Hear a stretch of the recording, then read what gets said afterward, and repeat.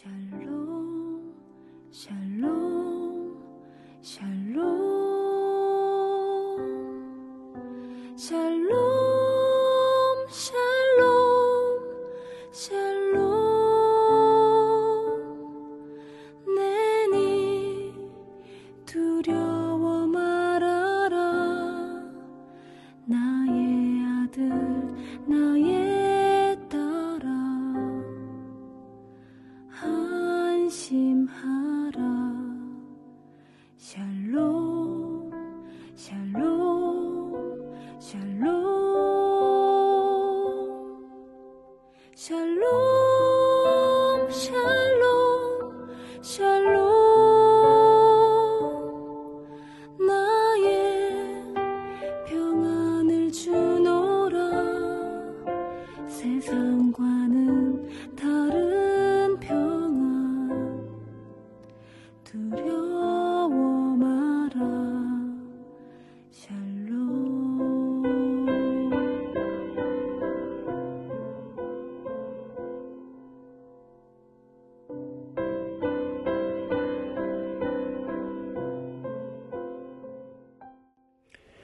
8월 13일 늘편의 새벽 예배를 하나님 앞에 올려 드리겠습니다.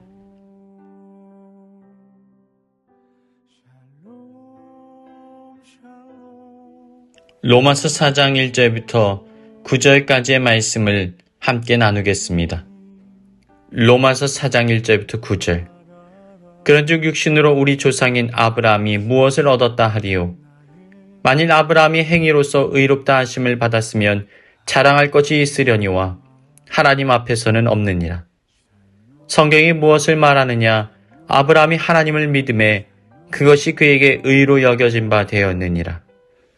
일하는 자에게는 그 삭시 은혜로 여겨지지 아니하고 보수로 여겨지거니와 일을 아니할지라도 경건하지 아니한 자를 의롭다 하시는 이를 믿는 자에게는 그의 믿음을 의로 여기시나니 일한 것이 없이 하나님께 의로 여기심을 받는 사람들의 복에 대하여 다윗이 말한 바 불법이 사함을 받고 죄가 가리어짐을 받는 사람들은 복이 있고 주께서 그 죄를 인정하지 아니하실 사람은 복이 있도다 함과 같으니라.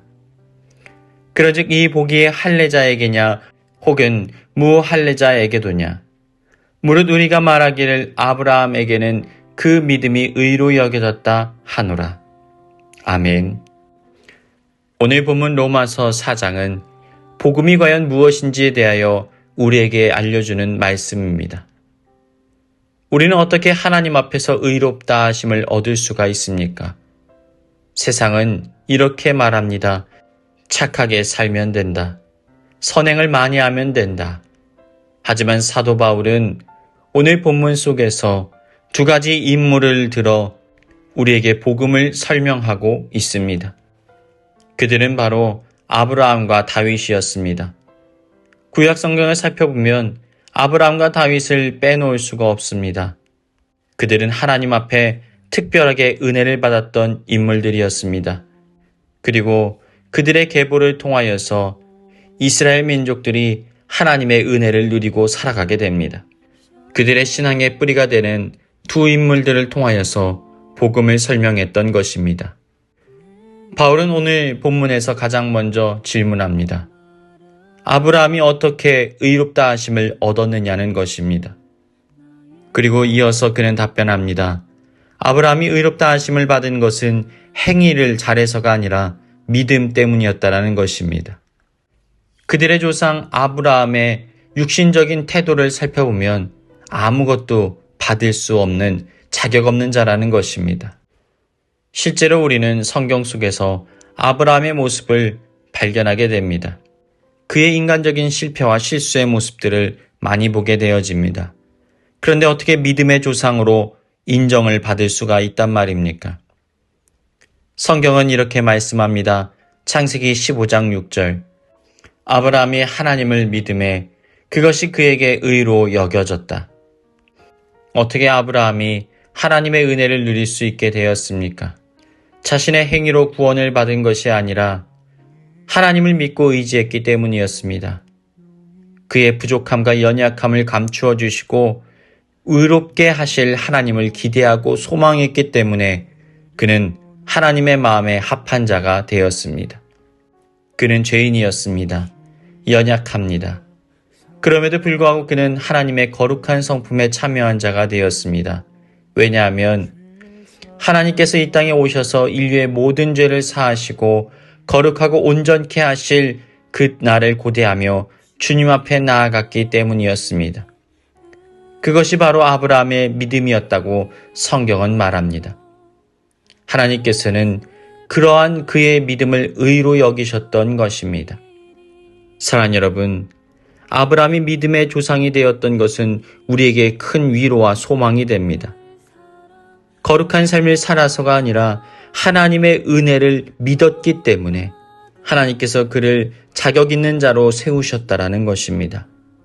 그래서 복으로서의 삶을 살아갈 수 있게 되었던 것입니다.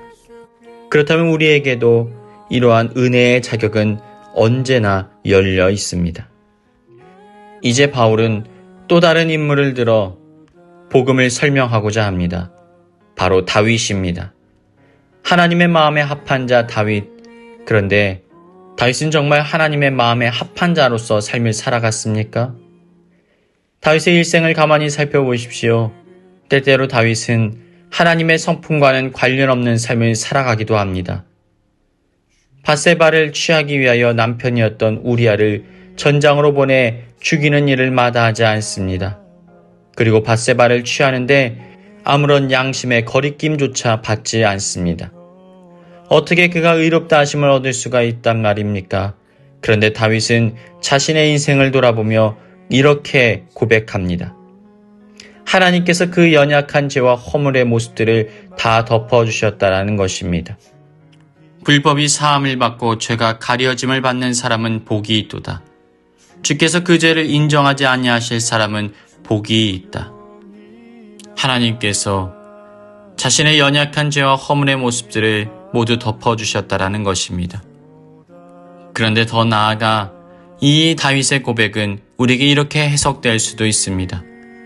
죄의 성품을 가지고 있는 우리가 죄를 지을 수밖에 없는 문제의 현장에 노출되면 우리의 죄성이 나도 모르는 사이에 튀어나올 수밖에 없다라는 것입니다. 그런데 하나님께서 그 모든 환경의 상황들을 막아주심으로 말미암아 우리 안에 있는 죄성이 밖으로 드러나지 못하도록 막아주셨다라는 것입니다. 그래서 죄가 가려짐을 받고 있다라고 고백하고 있는 것입니다. 다윗은 그것을 깨닫고 인정하는 자들만이 하나님 앞에서 은혜를 누리는 자라고 고백하고 있습니다. 성경은 우리에게 이렇게 말씀합니다. 의인은 없나니 하나도 없다. 죄를 짓지 않아서 의인인 것이 아닙니다. 이미 우리는 죄인으로서의 삶을 살아갈 수밖에 없는 존재들이라는 것입니다. 내 안에 이미 죄가 가득하기 때문에 어떤 환경에 노출되기만 하면 여전히 우리의 더러움이 드러날 수밖에 없습니다. 그러나 하나님께서는 우리의 죄를 덮어주신 것뿐만 아니라 우리가 죄를 지을 수밖에 없는 환경과 상황으로부터 보호하여 주셔서 여전히 우리는 의로운 모습으로 그 형태로 살아갈 수 있게 되어졌다라는 것입니다. 사랑하는 여러분, 우리는 죄로부터 결코 자유로울 수 없는 자들임을 인정하십시오. 하나님의 은혜의 복음이 아니고서는 우리는 감히 거룩하신 하나님 앞에 나아갈 수가 없습니다. 그러나 예수 그리스도의 보혈의 은혜를 힘입을 때 우리는 성소로 나아갈 담력을 얻게 되어집니다.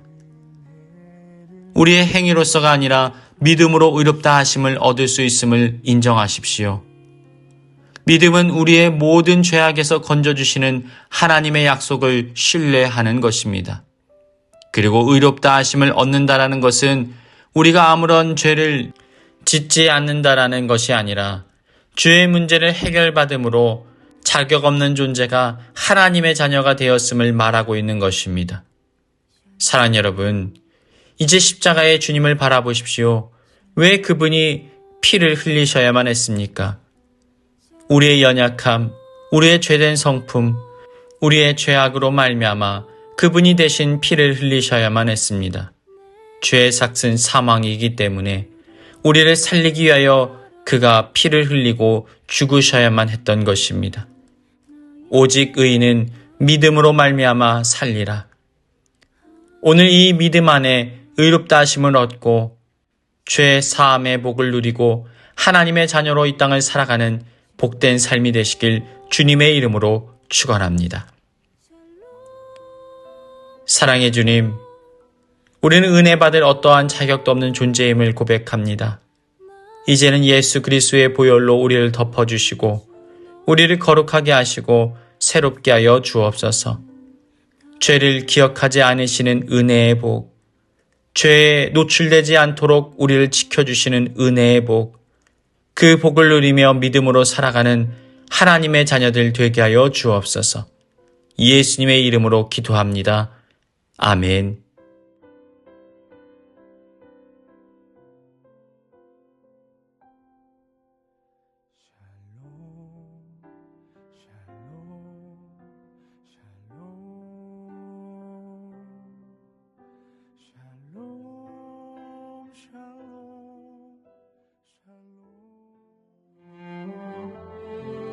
교회에 주신 공동의 기도 제목을 가지고 다 같이 기도하겠습니다. 교회와 가정과 삶의 자리 가운데 모든 어둠은 떠나가고 오직 예수 그리스도의 복음의 빛이 찬란하게 비추이게 하여 주옵소서. 세속의 가치와 안일함을 벗어던지고 오직 주님의 영광만이 우리의 삶에 찬란하게 빛나게 하여 주옵소서. 그 빛에 비추임 받아 영의 귀가 열려 하나님의 말씀을 듣고 순종함으로 오직 하나님께만 영광 돌리게 하여 주옵소서. 다 같이 기도하시겠습니다. 그의